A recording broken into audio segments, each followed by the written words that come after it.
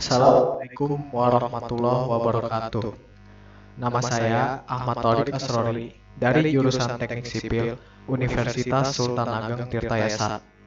Pada kali ini, saya akan membahas bab 9 yang berjudul Soundness Test Agregat Halus pada praktikum online ilmu bahan tahun 2020. Pada bab 9, praktikum ilmu bahan tahun 2020 ini, saya menggunakan referensi dari SNI 3407 tahun 2008 dan juga dari modul praktikum ilmu bahan tahun 2020. Pada bab 9 ini, slide PPT pada bab 9 ini menampilkan yaitu ada materi praktikum, lalu ada maksud dan tujuan praktikum, ada juga prosedur praktikum, dan juga ada perhitungan. Materi praktikum. Cara uji ini mencakup tata cara pengujian untuk menentukan kekekalan agregat dari proses disintegrasi oleh larutan natrium sulfat atau magnesium sulfat jenuh. Hal tersebut dilakukan dengan cara perendaman agregat secara berulang-ulang di dalam larutan natrium atau magnesium sulfat jenuh yang diikuti dengan pengeringan menggunakan oven untuk menguapkan sebagian atau keseluruhan garam terlarut di dalam ruang pori permeable.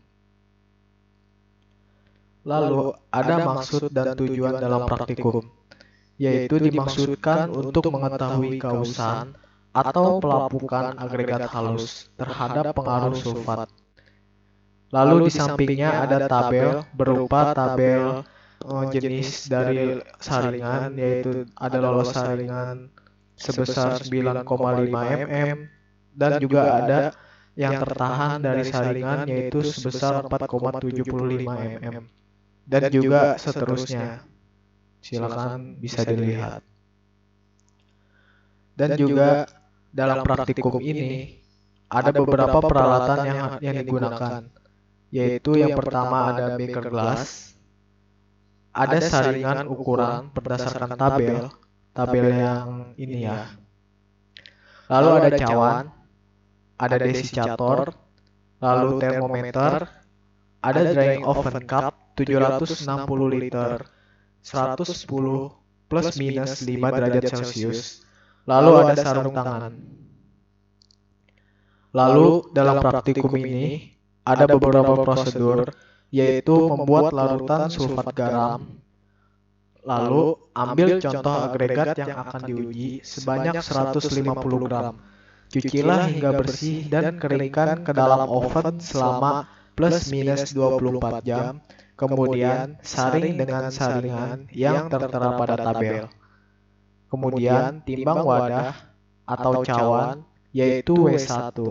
Masukkan benda uji ke dalam wadah lalu timbang yaitu W2. Jadi berat benda uji A sama dengan W1 dikurang W2 harus seberat 100 plus minus 0,1 gram. Kemudian masukkan benda uji ke dalam beaker glass dan tuangkan larutan garam natrium atau magnesium sulfat yang telah memenuhi syarat.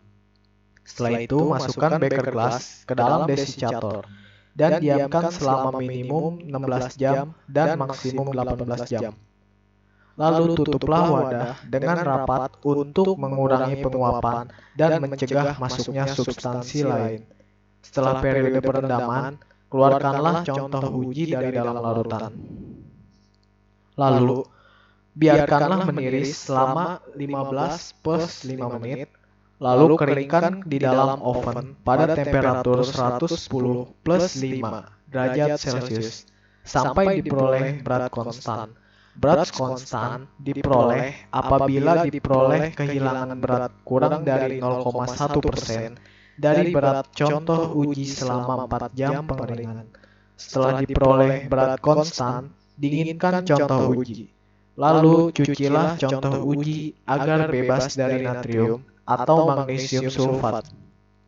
Setelah contoh uji bebas dari natrium sulfat atau magnesium sulfat, keringkanlah masing-masing fraksi contoh uji pada temperatur 110 plus 5 derajat Celcius selama kurang lebih 24 jam.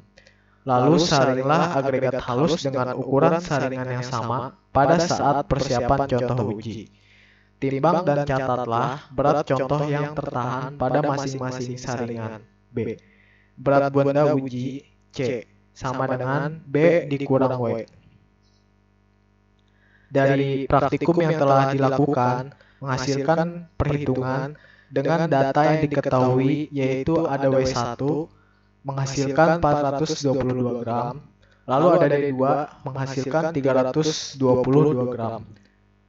Lalu, berat benda uji sebelum tes dengan rumus A sama dengan W1 dikurang W2, jadi 422 dikurang 322 menghasilkan 100 gram. Lalu ada berat benda uji dan wadah sesudah tes. Dengan B menghasilkan 530 gram. Lalu ada berat benda uji sesudah tes dengan rumus C sama dengan B dikurang W1. Jadi 530 dikurang 422 menghasilkan 108 gram. Lalu ada kadar kelapukan agregat. Dengan rumus A min C per C dikali 100%, jadi 100 dikurang 108 per 108 dikali 100%, menghasilkan 7,4%.